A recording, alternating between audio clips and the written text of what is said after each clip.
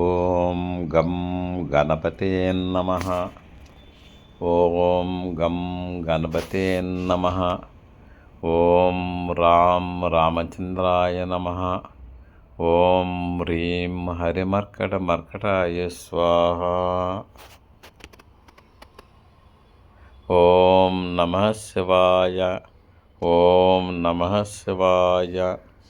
ఓం నమః శివాయ. శ్రవణ నక్షత్రము 1.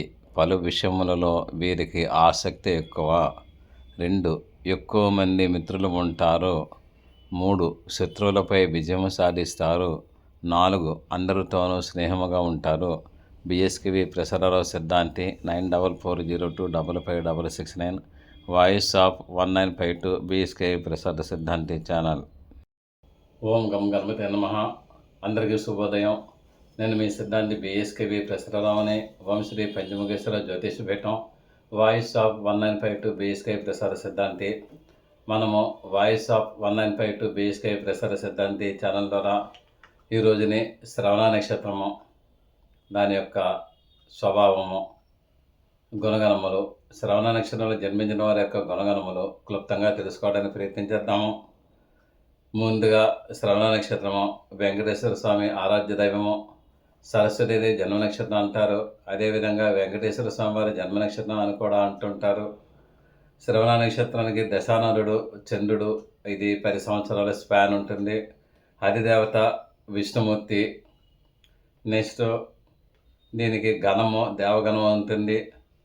శ్రవణ నక్షత్రానికి లక్కీ వారములు సోమవారం, బుధవారం, గురువారం. శ్రవణ నక్షత్రంలో జన్మించిన వారికి ఏ ఉంగరం పెట్టుకోవాలన్నట్టయితే మంచి ఉంగరం రైట్ హ్యాండ్ ఇండెక్స్ ఫింగర్కి 2.5 నుంచి 3.5 క్యారెట్స్లో పెట్టుకుంటే మంచి ఫలితాలు వస్తాయి. విత్ సిల్వర్ తోటి పెట్టుకోవాలి. నెక్స్ట్ వీళ్ళకి శ్రవణ నక్షత్రంలో పుట్టిన వాళ్ళకి అదృష్టకరమైన తేదీలు, తారీఖులు ఏంటంటే 2, 11, 20, 29 తారీఖులు.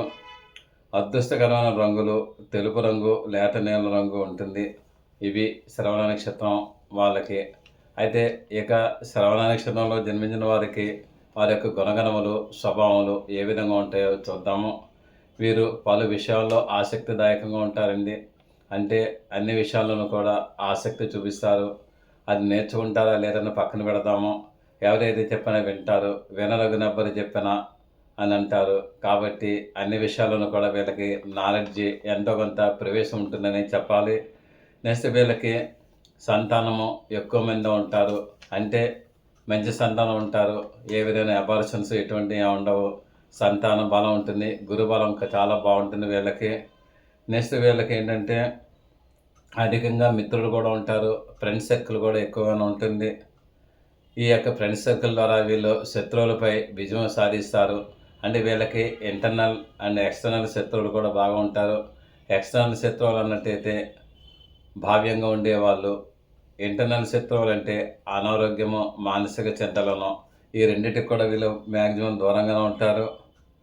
నెక్స్ట్ వీళ్ళకి కొన్ని హాబీస్ అన్నీ ఉంటాయి. వీళ్ళకి ఫారెస్ట్ ఏరియాలో సంచరించడం అనేది వీళ్ళకి చాలా హాబీగా ఉంటుంది. అడవులలో సంచరిస్తూ ఉంటారు. వీళ్ళకి భయం ఏమాత్రము ఉండదు. తర్వాత వీళ్ళలో పండితులు ఉంటారు, ఔదార్యవంతులు ఉంటారు, ఉదార స్వభావం గలవారు ఉంటారు అన్నమాట. వీళ్ళకి ధైర్యవంతులు, ధనవంతులు, ధీమంతులు, శక్తివంతులు కూడా ఉంటారు వీళ్ళలోన.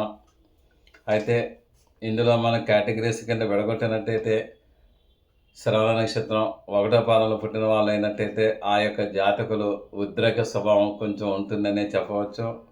తర్వాత తగువులకు కూడా వెళతారు. తగువులకు వెళతారంటే ఏం లేదు, అన్యాయం జరిగితే తగువులకు వెళ్తారు.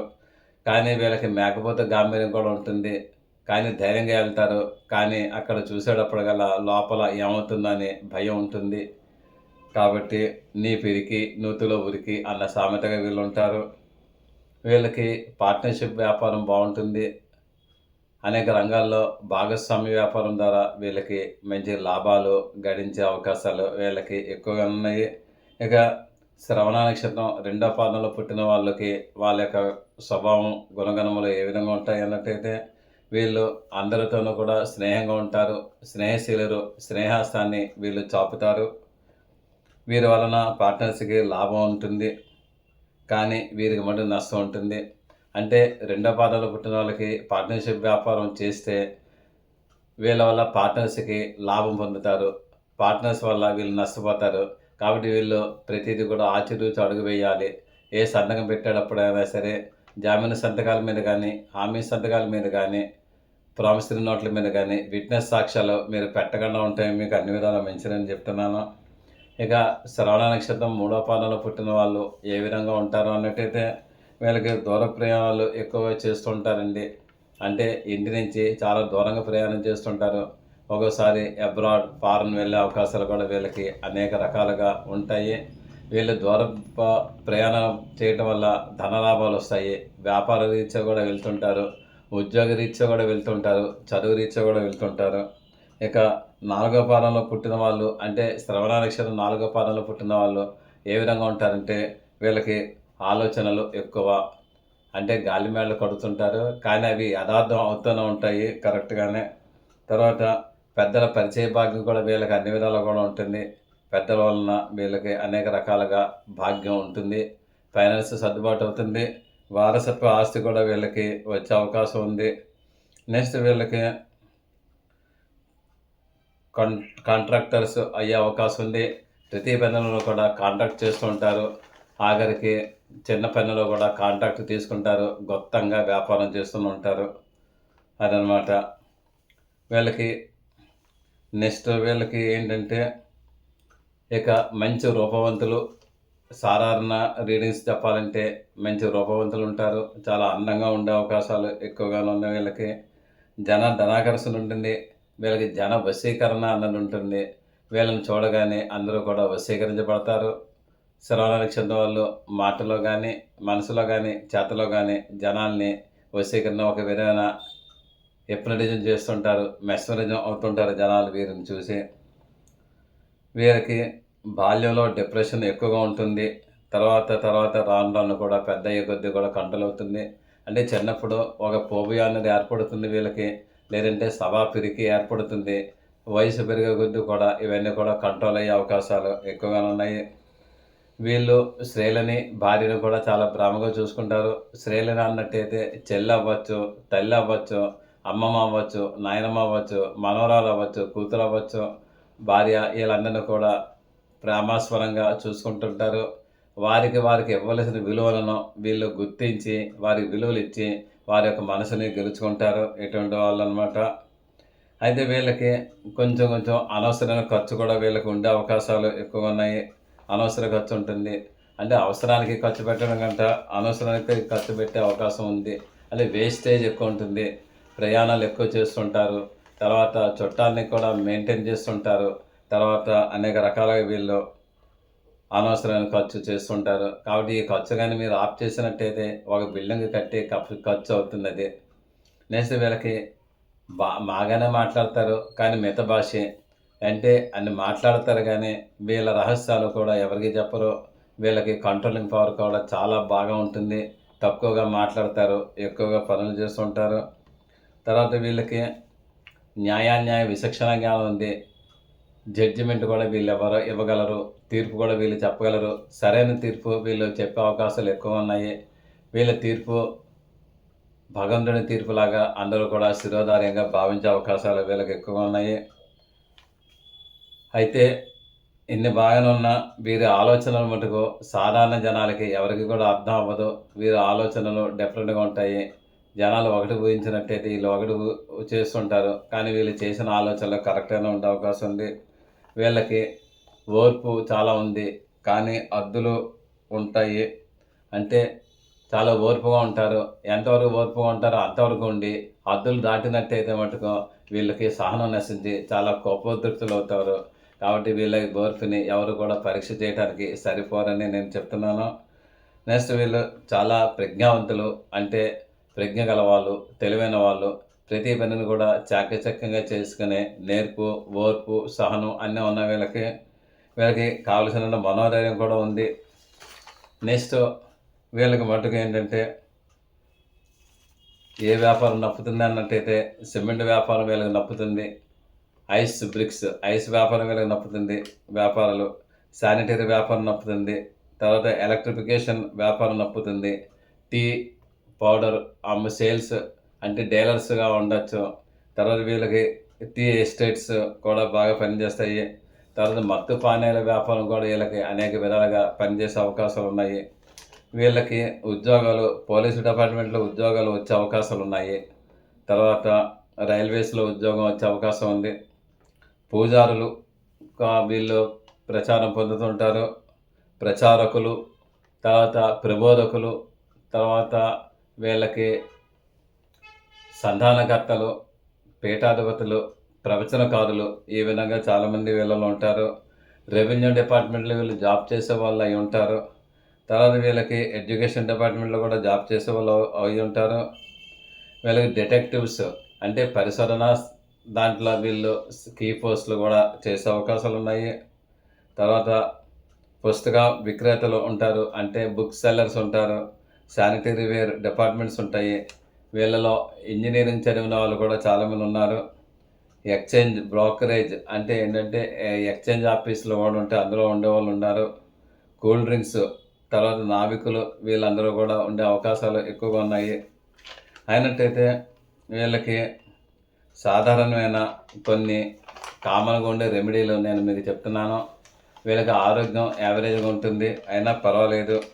వీళ్ళకి సాధారణమైన సామాన్యమైన అందరికీ కూడా ఉపయోగపడే శ్రవణ నక్షత్రంలో ఉండే ప్రతి వాళ్ళు కూడా జీవిత పర్యంతం మయమైన చేసుకునే దానాలు ధర్మాలు కూడా నేను చెప్తున్నాను. వీరు 8 సంవత్సరాల బాలికలకు భోజనం పెట్టాలి, స్వీట్స్ కూడా పెట్టాలి. 8 సంవత్సరాల బాలికలు అంటే సాక్షాత్తు కూడా అమ్మవారి స్వరూపంగా భావించి వాళ్ళకి ఈ యొక్క దేవీ నవరాత్రులకు కానీ, గణపతి నవరాత్రులకు కానీ, వసంత పంచమి రోజున కానీ, లేదో అన్నట్టయితే అక్షయ తృతీయ నాడు కానీ, ఏదో వీళ్ళ పుట్టినరోజు నాడు కానీ, వీళ్ళ మ్యారేజ్ డే నాడు కానీ వాళ్ళకి భోజనం పెట్టాలి, స్వీట్స్ కూడా పెంచిపెట్టాలి. పెడితే వీళ్ళకి చాలా చాలా దేవి యొక్క బ్లెస్సింగ్స్ వస్తాయి. తర్వాత మయమయాన్ని మినుగులు కేజీ పావు చొప్పుని శనివారం దానం చేస్తే మీకు మంచి ఫలితాలు వస్తాయండి డెఫినెట్గాను.